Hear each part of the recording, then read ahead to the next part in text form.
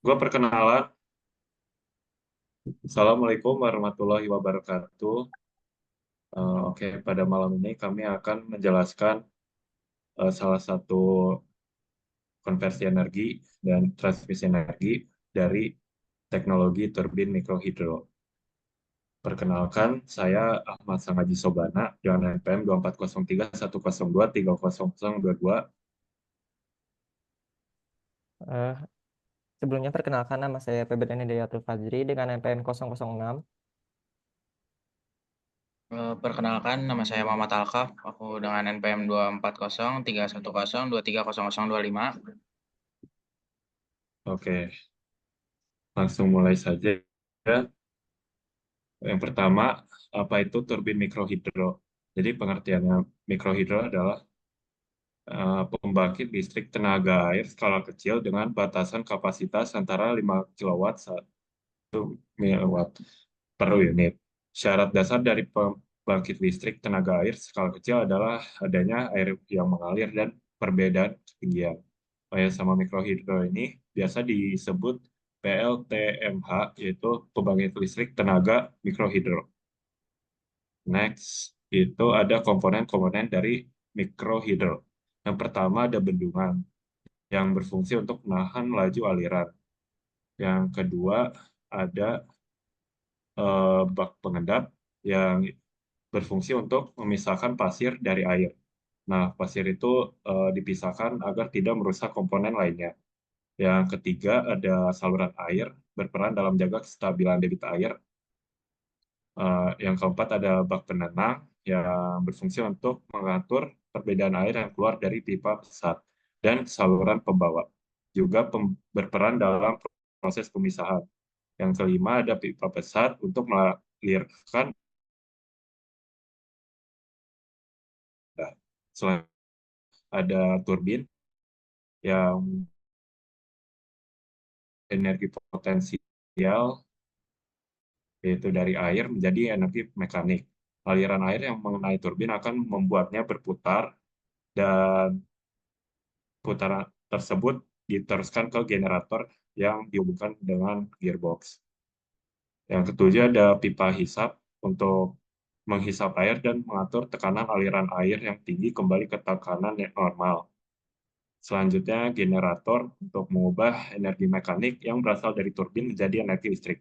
Putaran turbin yang tadi menghasilkan arus AC dari gerakan elektron pada kumparan magnet dalam generator. Selanjutnya ada panel kontrol. Panel kontrol adalah pusat pengaturan yang berfungsi menjaga mesin bekerja pada batasan yang diinginkan.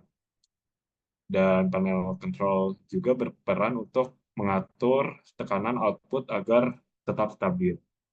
Yang terakhir ada pengalih beban. Eh, ini fungsinya untuk mengalihkan beban ketika beban yang diperoleh pengguna mengalami penurunan. Beban ini disebut sebagai dummy atau beban sekunder. Dan juga ini dioperasikan dari panel control. Next. Oke, selanjutnya ada prinsip kerja pembangkit listrik tenaga mikrohidro. Hampir mirip dengan prinsip kerja PLTA, pembangkit listrik tenaga mikrohidro juga mengubah energi potensial air menjadi energi listrik meski dalam bentuk yang berbeda. Cara kerja PLTMH dimulai dari air sebagai sumber energi potensial. Air turun dari ketinggian tertentu yang dipengaruhi oleh gaya gravitasi. Kemudian mengenai turbin yang dilengkapi penutup lalu mengarah ke baling-baling yang tersambung pada dua piringan sejajar yang terbuat dari baja sebagai penyeimbang. Selanjutnya, poros turbin akan berputar akibat energi kinetik air yang berubah menjadi energi mekanik. Terus, putaran tersebut dihubungkan menggunakan kopling agar bisa tersambung atau ditransmisikan ke generator. Oleh sebab itu, aliran air merupakan faktor utama pada PLTMH. Posisi generator dan turbin sebaiknya dipisah pada dua rumah berbeda beserta pondasinya, sebab dikhawatirkan dapat menimbulkan masalah yang berasal dari getaran keduanya, sehingga listrik bisa disimpan atau dialirkan ke pengguna. Jenis generator yang digunakan pada pembangkit listrik tenaga mikrohidro adalah generator induksi dan generator sinkron. Sedangkan sistem transmisi dapat menggunakan transmisi langsung maupun tidak langsung. Akan tetapi, penggunaan sistem misi langsung lebih disarankan karena pemindahan gaya lebih mudah dilakukan, lebih ringkas, serta tingkat efisiensi lebih tinggi. Namun penggunaan transmisi ini menuntut kepresisian antara sumbu generator dan turbin. Untuk mengatasinya, maka digunakanlah gearbox untuk mengubah rasio kecepatan putaran. Boleh next.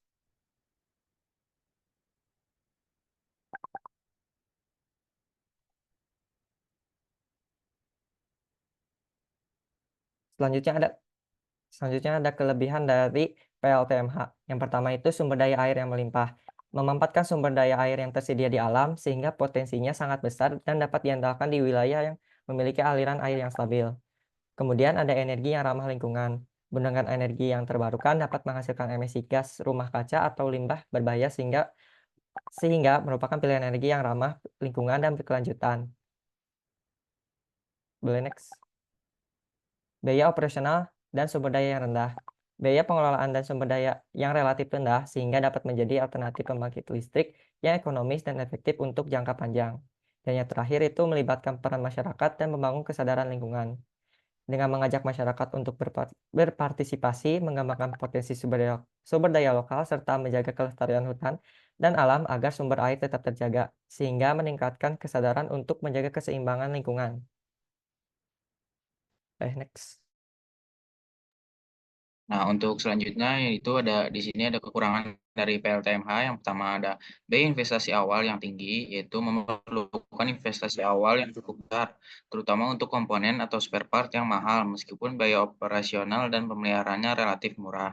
Dan seterusnya ada kurangnya sosialisasi dan pendampingan. Jadi, kurangnya edukasi dan pendampingan kepada masyarakat menyulitkan penerimaan dan pemahaman mereka terhadap manfaat dan cara kerja teknologi ini. Boleh di next. Nah, selanjutnya ada ketergantungan pada debit dan ketinggian air. Jadi, ketersediaan air sangat mempengaruhi kapasitas listrik PLTMH. Sehingga pada musim kemarau dengan debit air rendah, pasokan listrik bisa menurun drastis.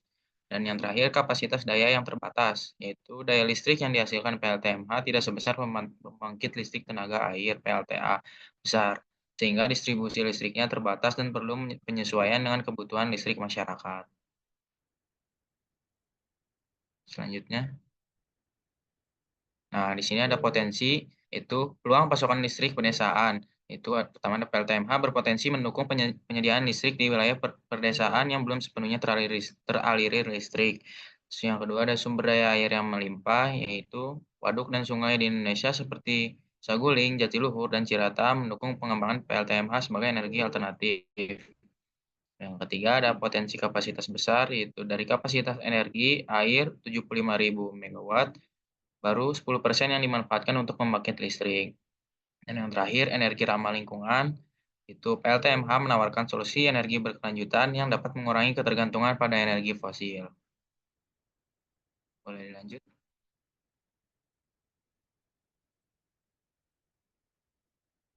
Nah, mungkin ini ada beberapa contoh gambar dari PLTMH di Indonesia. Yang pertama ada PLTMH di Bali, yaitu PLTMH Titap, dan yang kedua ada di Papua Barat, yaitu PLTMH Kaliombak.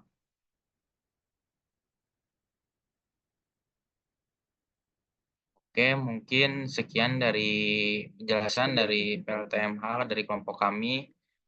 Mohon maaf jika ada kesalahan kata, kurang lebihnya. Sekian, terima kasih.